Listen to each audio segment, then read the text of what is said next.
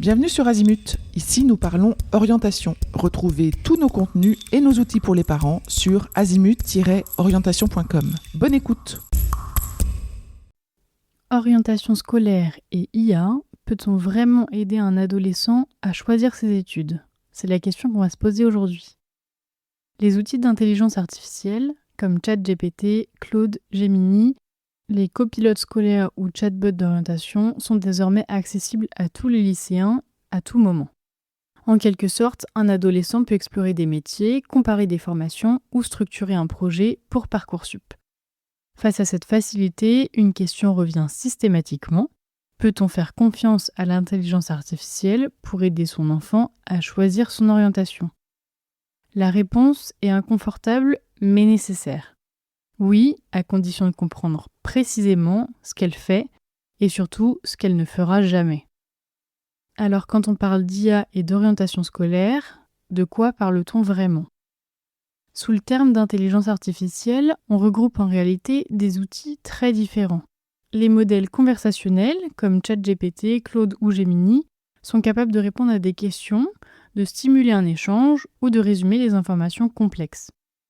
À côté, on trouve des outils spécialisés, comme les plateformes d'aide à l'orientation, les quiz d'intérêt ou les moteurs de recherche de formation.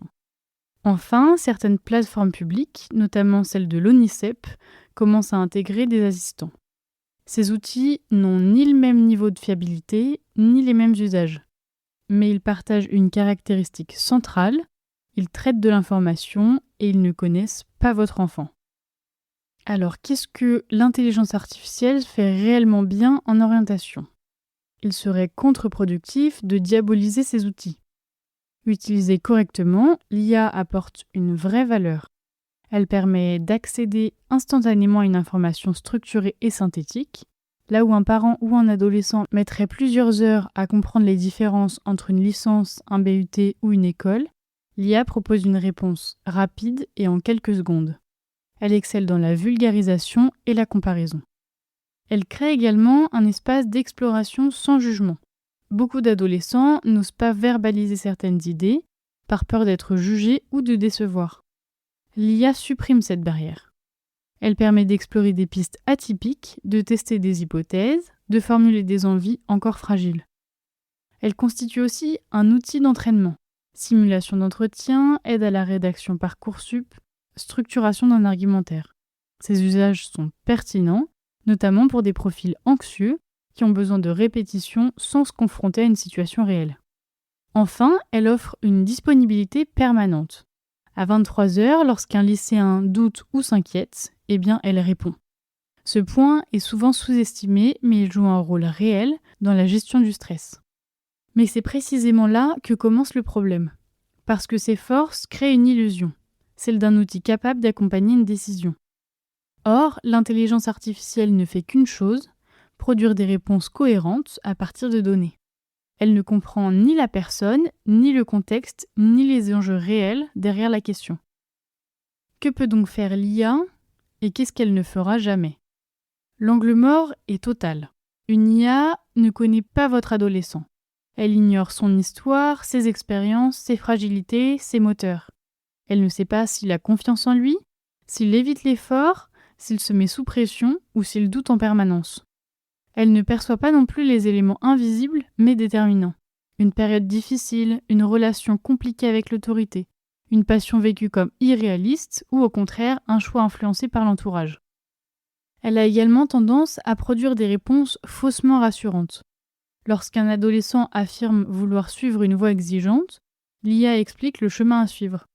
Elle questionne rarement la solidité du projet, ni la capacité réelle à tenir dans la durée. Elle valide plus qu'elle ne challenge. Elle ignore aussi le contexte socio-économique et familial. Le coût des études, la mobilité géographique, les attentes implicites des parents ou les contraintes logistiques sont absents dans ces réponses, alors qu'ils pèsent lourdement dans la décision réelle. Enfin, elle est incapable d'accompagner dans le temps. L'orientation n'est pas un choix ponctuel, mais un processus qui évolue. Un professionnel ajuste, observe, recadre. Une IA répond, puis disparaît du raisonnement. Il y a donc un principe simple à retenir. L'intelligence artificielle peut cartographier un territoire, mais elle ne peut pas décider où vous voulez vivre. Il existe certains risques concrets à surveiller chez les adolescents. Le premier risque est le court-circuit de réflexion. Une réponse rapide et structurée donne l'impression que le sujet est traité, qu'on peut le mettre de côté. En réalité, le processus de maturation n'a souvent pas eu lieu. Le deuxième risque concerne la fiabilité de l'information. Les IA peuvent produire des données qui sont approximatives, simplifiées ou encore obsolètes. Sans vérification, un projet peut se construire sur des bases fragiles. Le troisième risque est plus subtil. La dépendance à la validation externe.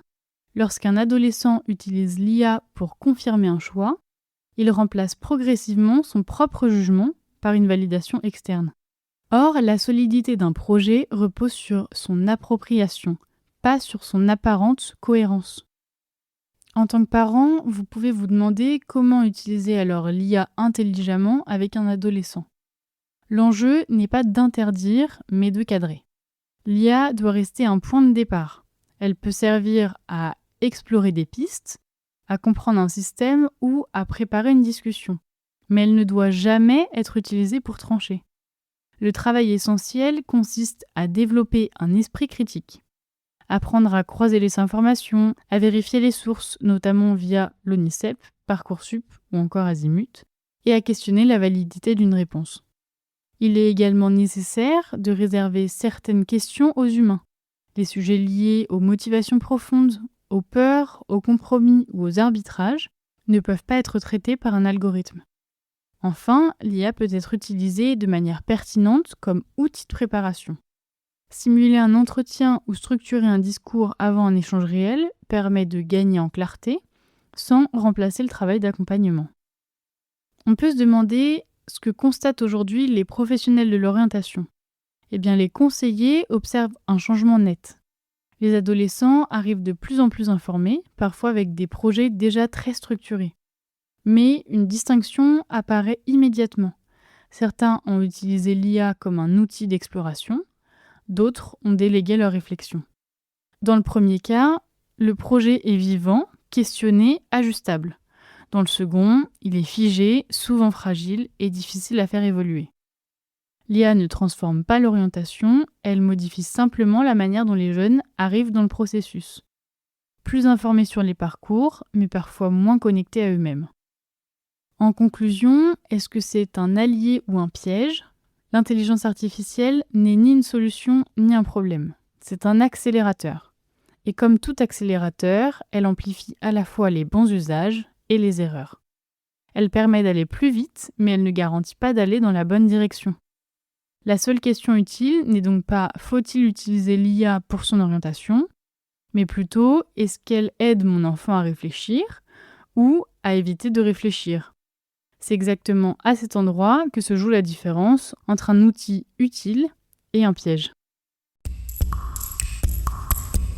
Pour aller plus loin dans l'accompagnement de votre enfant, rendez-vous sur azimut-orientation.com.